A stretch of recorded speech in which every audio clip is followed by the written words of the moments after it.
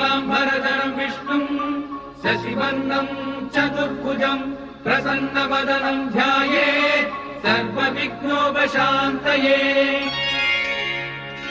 எங்கள் ஓங்கார பொருளே எமை நீங்காதும் அருளே முழு முதலாகும் ஒளியே மலர் தூவினாள் போற்றுவோம். விக்ன விநாயகனே சரணம் விக்ன விநாயகனே. எங்கள் ஓங்கார பொருளே எமை நீங்காதும் அருளே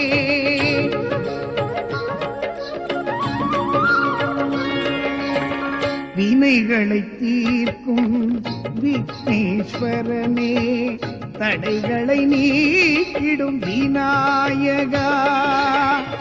வானவர் வாழ்த்த அசுரரை வெல்லுவாய் மானிடர் வாழ்ந்திட பரம்பர தருவாய் ஞானமும் செல்வமும் நீரே. ஜெய் ஜெய் கணபதி ஜெய் ஜெய் கணபதி ஜெய் ஜெய் கணபதி ஜெய் ஜெய் கணபதி. ஓங்கார பொருளே எமை நீங்காதும் அருளே முழு முதலாகும் ஒளியே மலர் தூவினாள் போற்றுவோம். விக்ன விநாயகனே சரணம் விக்ன விநாயகனே. எங்கள் ஓங்கார பொருளே எமை நீங்காதும் அருளே.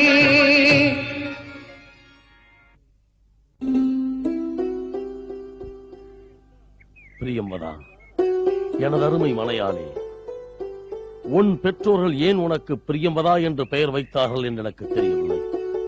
காரணம் எதுவாகினும் நான் உன் மீது பூர்ணமாக வைத்திருக்கும் பிரியம் எப்பொழுதுமே வதையாகாது. அது மேலும் வளர்ந்து கொண்டுதான் போகிறது. அது என் பாக்கியம் பிரபு. அகில லோகத்தையும் வென்று அமரலோகத்தையும் அடிமையாக்கிய தங்களை மணக்க எத்தனையோ பெண்கள் போட்டியிட்டார்கள். ஆனால் அந்த பெரும் பேரு எனக்குத்தான் கிடைத்தது. உண்மைதான் தேவி. தேவமாதர்கள், கந்தர்வ மங்கையர், கிண்ணிர கிம்புருட கன்னியர் என்ற 14 அழகிகளும் இந்த அசுரவேந்தனை அடைய விரும்பினார்கள். ஆனால் ஏனோ தெரியவில்லை, உன்னை காண்பதற்கு முன்பே பிரியம்பதா என்ற உனது புதுமையான பெயர் என்னை கவர்ந்து விட்டது தேவி. பெயரை மட்டும்தான் பிடித்ததா? நேரில் பார்த்தவுடன் என்னை பிடிக்கவில்லையா? எனக்கு பிடித்ததை பற்றி நான் எப்பொழுதுமே பேச மாட்டேன். ஏன்? பார்த்த மறுகணமே நீ என்னை பிடித்துக் கொண்டாயே, அதிலிருந்து இன்னும் நான் மீளவே இல்லையே. போங்கள். வாருங்கள் வாருங்கள் என்று என்னை வருந்தி அழைத்ததால் தான் இப்பொழுது நான் இங்கு வந்தேன். நீயே இப்பொழுது என்னை போங்கள் என்கிறாய். போய்விடட்டுமா? இல்லை இல்லை, நான் ஒன்று சொன்னால் கேட்பீர்களா? என்ன சொல்ல போகிறாய்? அமரர்களை இப்படி தினமும் அவையில் நிறுத்தி தோப்பு கர்ணம் போட சொல்லி அவமதிக்கிறீர்களே, இது அவசியம்தானா? இன்னும் இது நீடிக்கத்தான் வேண்டுமா? என்ன பேசுகிறாய்? நம் அசுர குலத்தையே அழித்து விட்டது அமரனுக்கு. அவர்களால் அழிக்கவே முடியாதவன் இந்த கஜமுக அசுரன் என்பதை நான் நிரூபிக்க வேண்டாமா? இருந்தாலும் இதனால் ஏற்படும் வஞ்சம் மேலும் மேலும் வளர்ந்து உங்கள் உயிருக்கே வினையாகி விடாதா? ஓ, இப்பொழுதுதான் நீ ஏன் இப்படி எல்லாம் பேசுகிறாய் என்று எனக்கு புரிகிறது. அமரர் மீது உனக்கே இவ்வளவு அக்கறை என்று ஒரு கணம் கோபப்பட்டேன். அவர்களால் என் உயிருக்கு ஏதாவது நேர்ந்து விடுமோ என்று என் மீது உண்டான அக்கறையால் அப்படி கேட்டுவிட்டாய் இல்லையா? உண்மைதான் சுவாமி. நான் பெற்ற வரங்களை பற்றி நன்கு அறிந்தும் ஏன் இப்படி பயப்படுகிறாய்? நான் முகன் தந்த வரங்களை பெற்று நான் வானுலகில் போர் தொடுத்த பொழுது என் திசை வேந்தர்களும் கண்மூடி திறப்பதற்குள் என் காலடியில் வந்து விழுந்து விட்டார்கள். நான் கேட்ட வரத்தின்படி என்னை கொல்லுவதற்கென்று இந்த உலகில் யாரும் தோன்ற முடியாது. அதனால் எனக்கு மரணம் என்பதே கிடையாது.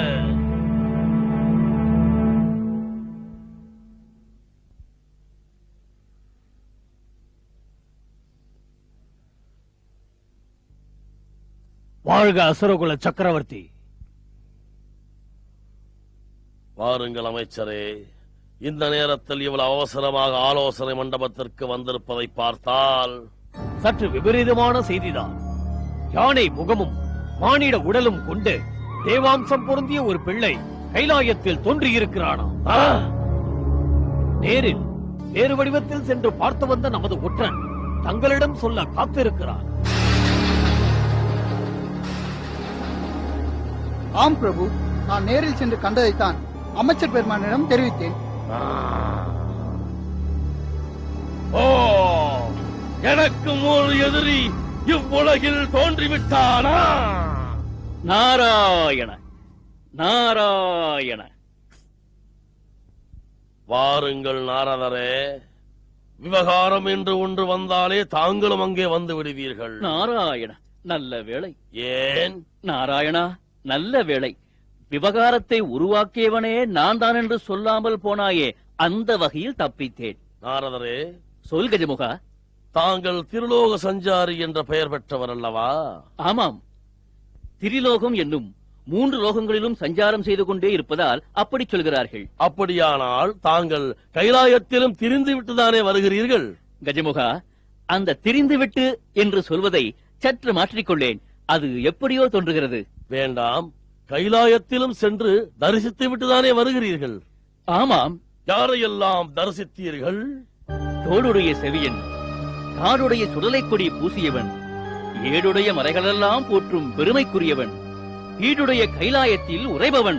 நாரதரே, ஓ நாராயணா, பரமன் புகழ் பாடுவது உனக்கு பிடிக்கவில்லை போலிருக்கிறது. சரி, பராசக்தியை பற்றி கூறுகிறேன். பச்சை வண்ணம் கொண்டு பார்வதியாகி, செந்நிறம் கொண்டு அபிராமியாகி, பொன்னிறம் கொண்டு கௌரியாகி, கருநிறம் கொண்ட போது காளி, நீலி என்றெல்லாம் பெயர் கொண்டு. போதும் நாரதரே. நாராயணா, அதுவும் பிடிக்கவில்லையா? சரி, இன்று நான் வந்த வேளையே சரியில்லை போலிருக்கிறது. நான் வருகிறேன். நில்லுங்கள். பரமனையும் தேவியும் தவிர வேற யாரையும் நீர் பார்க்கவில்லையா? நாராயணா, பார்த்தேன் பார்த்தேன். இப்போதுதான் தோன்றிய பாலகன் ஒருவனை பார்த்தேன். அவன் தோற்றமே விசித்திரமாக இருந்தது. நீ கூட பிரம்மனிடம் வரம் கேட்டாயே, மிருகமாகவும் இல்லாமல் மனிதனாகவும் இல்லாமல் ஒருவனால் தான் என்று. ஏறக்குறைய அவன் தோற்றமும் அப்படித்தான் இருந்தது. நாரதரே, யார் அவன்? எப்படி வந்தான்? என்ன செய்கிறான்? எல்லாவற்றையும் விளக்கமாக கூறுங்கள். சொல்கிறேன். அவன் அம்பிகையின் திருக்கரத்தால் மஞ்சளினால் உருவாக்கப்பட்டவனாம். ஹரணாரால் யானை தலை பொருத்தப்பட்டவனாம். சந்திரனை சபித்து அவனது கர்வத்தை அடக்கியவனாம். சனீஸ்வரன் தன்னை பிடித்துவிட முடியாதபடி தடுத்தவனாம். மொத்தத்தில் அவன் அசுரவதம் புரிவதற்காகவே அவதரித்திருக்கிறானாம். அசுரவதம்? அது இந்த கஜமுகாசுரன் இருக்கும் வரை அது நடக்காது. அவன் எந்த வடிவத்தில் வந்தாலும் சரி, அவன் என்னை நெருங்கவே முடியாது. எதற்கு இந்த வீண் குழப்பம்? அவன் உன்னை தேடி இங்கு வரும் வரை காத்திராமல் நீ அவனை தேடி சென்று கொன்றுவிடு. அல்லாஹ் சரி, நான் இப்பொழுதே புறப்பட்டு செல்கிறேன். பிரபு, எறும்பை நசுக்க யானை செல்வதா? ஒரு சிறுவனை அழிக்க நீங்கள் செல்ல வேண்டுமா? அதுவும் சரிதான். கிருத்திகாசுரா, வணங்குகிறேன் பிரபு.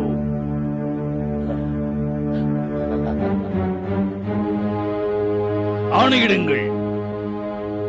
கைலையில் ஒரு பாலகன் நமக்கு எதிராக தோன்றியிருக்கிறான்.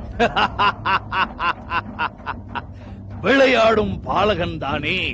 கழுகாக மாறி நானே அவனை கொத்தி வருகிறேன். மரண பயம் என்றால் என்னவென்று தாங்களே அவனுக்கு உணர்த்தி விடுங்கள். பலே, என்னை பழிவாங்க வந்திருக்கும் அந்த சின்னஞ்சிறு பிள்ளையை நானும் ஒரு முறை பார்க்க விரும்புகிறேன். நீ உடனே சென்று அவனை இங்கே கொண்டு வா.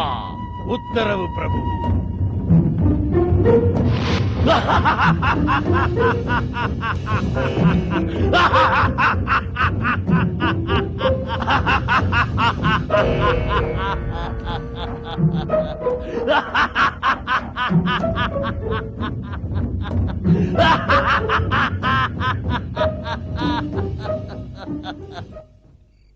விநாயகர், விநாயகர். ஆஹா, அந்த திருநாமத்தை உச்சரிக்கும் போதே உள்ளம் பக்திமயமாகிறது. அவர் திருவிளையாடலை கேட்க கேட்க உடல் சிலிர்க்கிறது. உண்மைதான் தாயே, அவர் அன்னை ஆதிபராசக்தியின் மைந்தன் என்பதை அவரது ஒவ்வொரு செயலும் உணர்த்துகிறது. சரியாக சொன்னாய். என் கணவரிடம் யுத்தம் புரிந்த இந்திராதி தேவர்கள் தோற்று போனார்கள் என்பதில் வியப்பேதும் இல்லை. எண்ணற்ற ஆண்டுகள் தவம் புரிந்து அரிய பல வரங்களை பெற்றவர் என் கணவர். ஆனால் சின்னஞ்சிறு பிள்ளை இந்திரனின் வஜ்ராயுதத்தை தூள் தூளாக்கி விட்டார் என்றால் தோன்றும் போதே அதற்குரிய ஆற்றல் அவரிடம் தோன்றிவிட்டது என்றுதானே பொருள். சந்திரனை சபித்து விட்டாராமே. அந்த சந்திரனுக்கு என்ன அவ்வளவு ஆணவம்? அழகின் கர்வத்தால் ஏன் அவரை இகழ வேண்டும்? அப்படி ஒரு சாபத்திற்கு ஆளாக வேண்டும். சனீஸ்வரனையே ஏமாற்றியிருக்கிறாராம் தாயே. சனியின் பார்வை பட்டுவிடக் கூடாது என்றுதான் அத்தனை பேரும் பயந்து ஓடி ஒளிந்து கொள்கிறார்கள். ஆனால் இவரோ அவனை தன்னை தேடி வரும்படி செய்திருக்கிறார். தினமும் அலக்கழித்திருக்கிறார். தனது ஞானத்தால் அவனை வென்றிருக்கிறார். இதெல்லாம் கேட்க கேட்க மகிழ்ச்சியாகத்தான் இருக்கிறது. ஆனால் என்னடி ஆனால்? நமது மாமன்னர் மரணத்தின் பிடியிலிருந்து தப்பிக்க எந்த வடிவத்தை கேட்டாரோ அந்த வடிவத்தில் அல்லவா விநாயகர் தோன்றியிருக்கிறார். உண்மைதானடி. அதை நினைக்கும் போதே எனக்கு அச்சமாக இருக்கிறது. ஆனால் எண்ணற்ற மங்கையரின் குங்குமத்தை காக்க அவதரித்திருக்கும் யானை முக பெருமான் என் குங்குமத்தை அழிப்பதற்காகத்தான் தோன்றியுள்ளார் என்பதை என்னால் ஏற்றுக்கொள்ள முடியவில்லை. தெய்வம் ஒருத்தியின் மங்களத்தை பறித்துவிடும் என்பதை என்னால் நம்பவே முடியவில்லை. தாயே, இவர் அவரை எதிர்க்காமல் இருந்து விட்டால் இத்தகைய விளைவுகள் ஏற்பட போவதில்லையே. அதுதான் சரி. என் கணவர் எந்த காரணத்தை கொண்டும் விநாயக பெருமானை எதிர்க்காதபடி செய்து விடுகிறேன். அது சாத்தியம் என்று தோன்றவில்லை தாயே. ஏன்? விநாயகரை பற்றி செய்தி அறிந்த மறுகணமே அவரை அழிப்பதற்காக வேண்டி கிருத்திகாசுரனை அனுப்பி வைத்து விட்டார் நமது மாமன்னர்.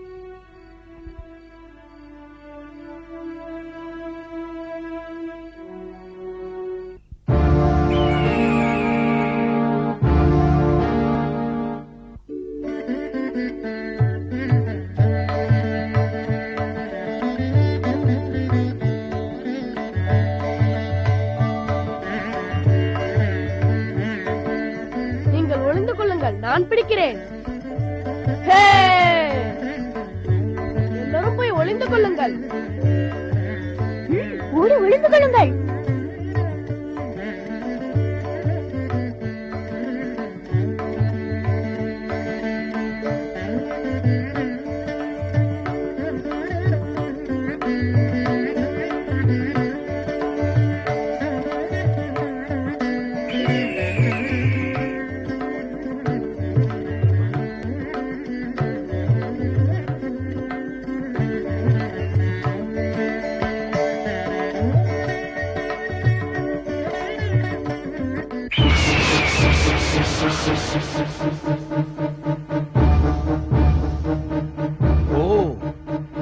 விசித்திரமான பிறவிதான் விநாயகனோ?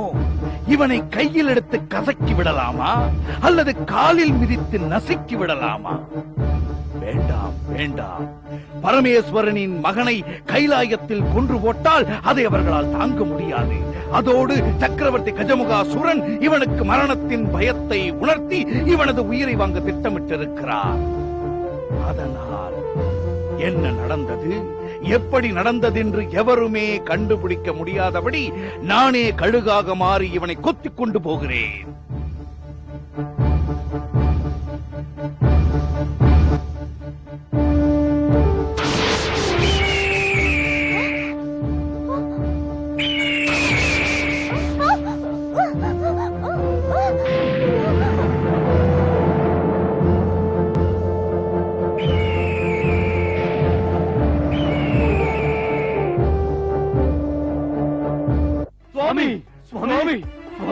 பூதகணங்களே, ஏன் இந்த பதட்டம்?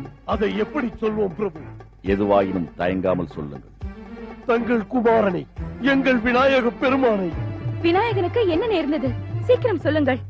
யாரோ ஒரு அசுரன் கழுகாக மாறி அவரை தூக்கி கொண்டு பறந்து செல்கிறான். விநாயக பெருமான் எவ்வளவோ போராடி அவனிடம் இருந்து தப்பிக்க முடியவில்லை. சுவாமி, நம் மைந்தன். தேவி, ஒரு பிள்ளைக்கு தாயாகிவிட்டால் உமையவளும் தன்னை மறந்து விடுவாள் என்பதை நிரூபிக்கிறாய். எளிய மாதரை போல் நீயும் மைந்தன் வலிமையை மறந்து பேசுகிறாய். அப்படி என்றால் பிரம்மா விஷ்ணுக்களையே நிலைகுலை செய்த நம் மைந்தனை ஒரு அசுரன் வந்து என்ன செய்ய முடியும்? கழுகு அவனை பற்றிக் கொண்டு பறக்கிறது என்கிறார்களே, இந்த சோதனையிலிருந்து நம் மைந்தன் மீண்டு வருவானா? சோதனை என்பது உண்மைதான். ஆனால் அது நம் மைந்தனுக்கு அல்ல, அந்த அரக்கனுக்கு. உண்மையாகவா சொல்கிறீர்கள்? இதுவரை புரிந்த பிள்ளை விளையாட்டுகளில் இதுவும் ஒன்று. அந்த அசுரருடைய கிரகம் சரியில்லாததால் தான் கிரகங்களையே நிலைகுலை செய்த நம் மைந்தனிடம் அவன் அகப்பட்டுக் கொண்டிருக்கிறான். அப்படியா சொல்கிறீர்கள்? அதில் என்ன சந்தேகம்? அதோ பார்.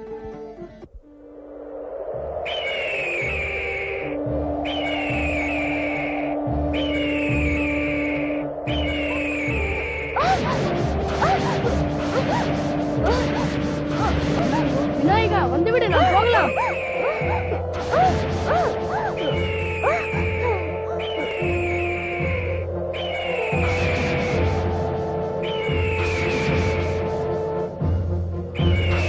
ஐயோ, என்ன இது?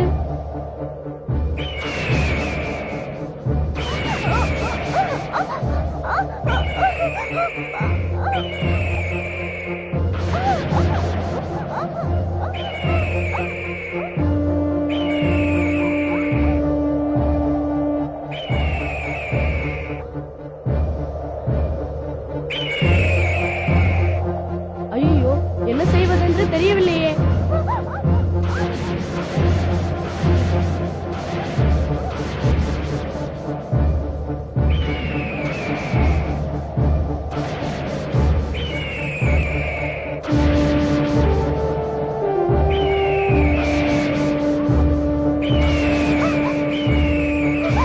வாருங்கள், வாருங்கள், நாம் ஓடிவிடலாம்.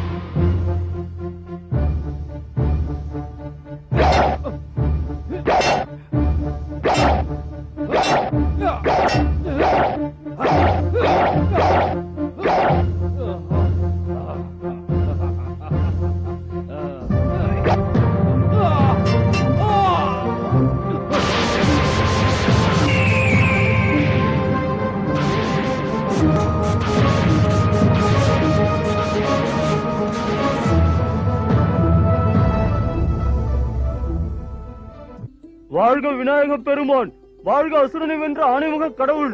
மகாதேவா, கழுகாக மாறி விநாயக பெருமானை தூக்கிச் செல்ல முயன்ற அசுரன் அவரிடம் மாட்டிக்கொண்டு மீள முடியாமல் மாய்ந்து போனான்.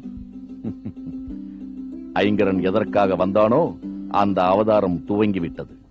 என்ன சொல்கிறீர்கள் பிரபு?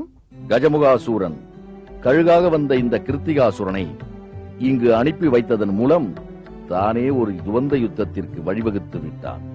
என்ன, இங்கு வந்தவன் கிருத்திகாசுரனா? கஜமுகாசுரனால் அனுப்பப்பட்டவனா? ஆம் தேவி. தன்னை அழிக்க வந்த விநாயகனை தான் முதலில் அழித்து விட வேண்டும் என்ற முயற்சியில் ஈடுபட்டான் கஜமுகாசுரன். அதற்காக இந்த அசுரனை இங்கே அனுப்பியிருக்கிறான். தன்னை சுற்றி அமைக்கப்பட்டுள்ள கோட்டை சுவற்றின் ஒரு கல்லை தன் கரத்தால் தானே பெயர்த்தெடுத்து விட்டான். இனி ஒவ்வொரு கல்லாக விழுந்து கோட்டையை விரைவில் பொடிபடப் போகிறது.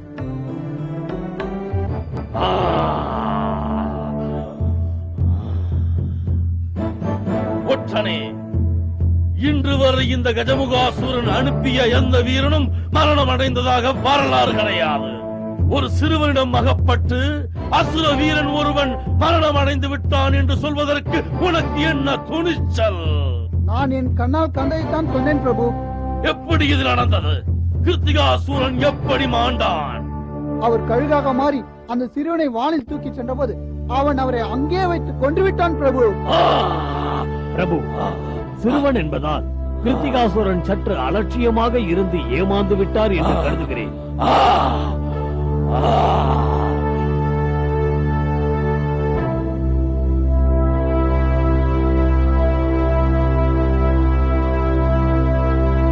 शुक्लां भरधरं विष्णुं शशिवर्णं चतुर्भुजं சர்வ விக்னோபசாந்தயே எங்கள் ஓங்கார பொருளே எமை நீங்காதும் அருளே முழு முதலாகும் ஒளியே மலர் தூவினாள் போற்றுவோம் விக்ன விநாயகனே சரணம் விக்ன விநாயகனே எங்கள் ஓங்கார பொருளே எமை நீங்காதும் அருளே